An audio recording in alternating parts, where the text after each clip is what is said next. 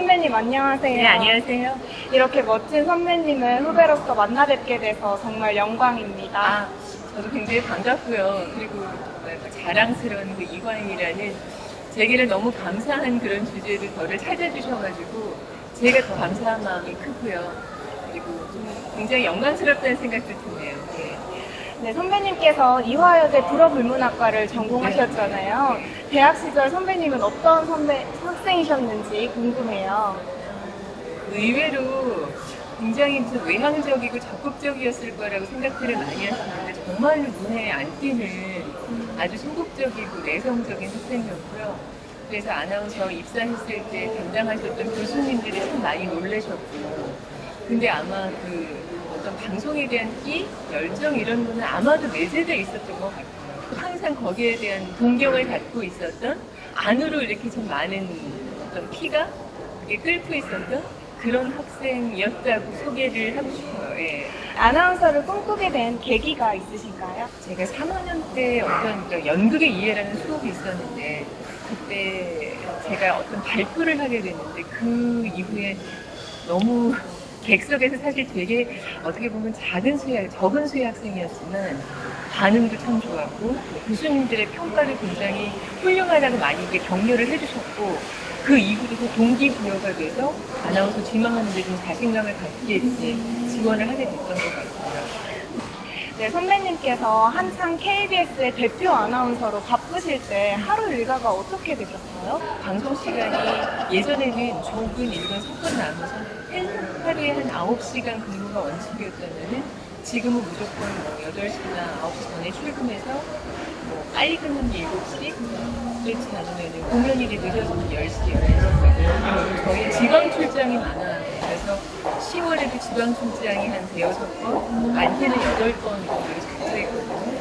그러니까 사실은 그냥 다른 사람들은 이제 아나운서들이 방송하는 시간만 일을 한다고 생각하는데 그 시간을 위해서 준비하는 시간이 사실은 훨씬 더 길거든요. 네. 네. 그게 이제 방송에서의 어떤 결실이랄까 결과물로 이렇게 좀 이어지는 것 같고 그래서 사실 원고만 들고 방송하는 사람은 거의 없어요. 그러니까 네. 방송 1시간을 위해서 뭐 전날부터 또는 일주일 전서부터 한 달 전서부터 준비하는 사람들도 많고 또 그래야 또 그 결과물이 자기가 원하는 만큼 성과가 나타나기도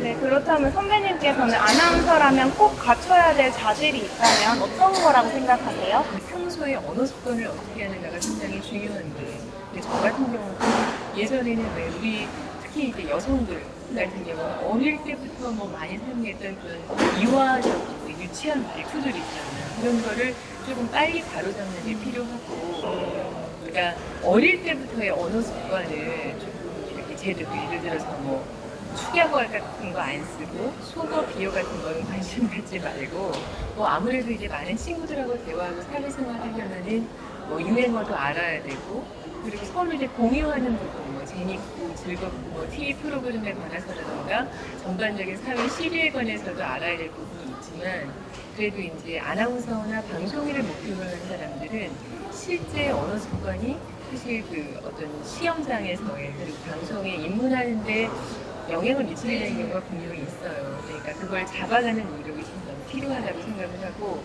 발음 하나하나를 하더라도 그래도 음가가 제대로 나게끔 정확하게 연습하고 그리고 평소에도 그러니까 똑같은 표현이어도 이 표현을 얼마만큼 자기가 좀 발전시킬 수 있는가 나만의 경쟁력 예를 들어서 내가 이제 방송을 진행을 하다가 방송 사고가 났어요. 우리 방송사고 중에 대표적인 경우가 시간이 남는 경우예요. 그러니까 막 출연자가 도착을 안 했다거나 예를 들어서 노래 하나가 펑크가 생겼다거나 이럴 경우에는 내가 10분을 어떻게 채워나갈 것인가. 그러면 내가 쌓여있는 게 없으면 한마디도 할 수 없는 거예요.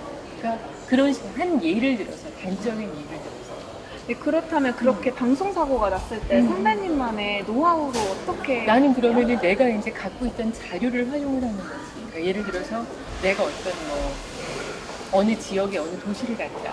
그럼 뭐 그 도시의 뭐 작은 특산물에서부터 이 도시의 특징, 이 도시가 내세우고자 하는 거, 다른 사람들은 모르지만 이 도시의 자랑거리.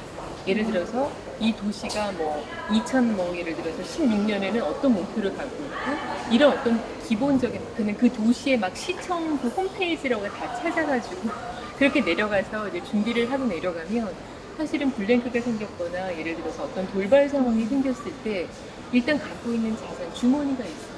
네, 현재까지 열린음악회를 맡고 계시잖아요. 그래서 그런지 열린음악회 하면 바로 선배님이 떠오를 정도로 열린음악회라는 프로그램이 선배님한테 굉장히 큰 의미로 다가올 것 같아요. 선배님에게 열린음악회란 도대체 어떤 존재일까요? 열린음악회 진행하면서 아이도 둘 낳고, 그래서 임신과 막달까지 둘 다 이제 그 10달 될 때까지도 열린음악회를 진행하고, 잠깐 나으로 이제 들어가서 출산일과 한 3개월씩 쉰 거, 그 다음에 1년 미국 연수 갔다 온 거 빼놓고 98년부터 지금까지 계속 하고 있는 거예요. 그러니까 열린음악회는 이제 저의 인생, 삶 그 자체.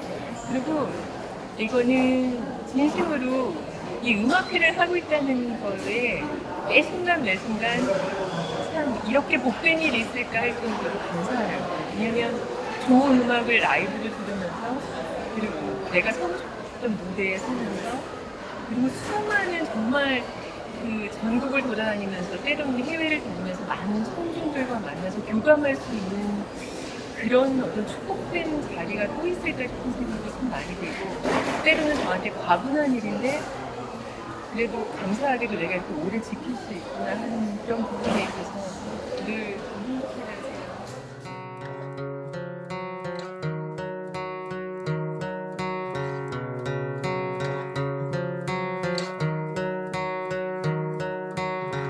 Waiting for your call, I'm sick, call, I'm angry. 그렇다면 마지막으로 이화인 중에선 아나운서를 꿈꾸는 지망생들이 많은데요.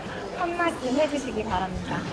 지금 그러니까 열정적으로 부딪히는 모든 일들이 때로는 실패도 하고 때로는 좌절도 겪고 이런 일들이 자기가 살아가는 데 다 자산이 되는 거거든요. 그게 나중에는 뭐 방송을 아나운서로 진입을 하던 아니면 또 다른 길을 통해서 방송에 들어오건 그게 방송을 훨씬 더 잘할 수 있는 어떤 자양분이 된다는 걸 기억하고 그게 시간 낭비이거나 예를 들어서 나는 왜 안 될까 이런 정말 어떤 순간의 포기나 이런 건 없었으면 좋겠고요. 근데 또 이런 것도 있어.